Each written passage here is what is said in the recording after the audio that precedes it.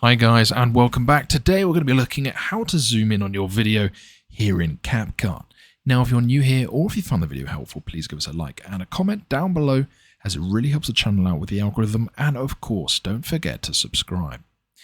Okay, so there are actually two ways of zooming in. The first one is by using keyframes. So for example, if I am here and I have the video selected, I can go over to scale on the right hand side, click add keyframe.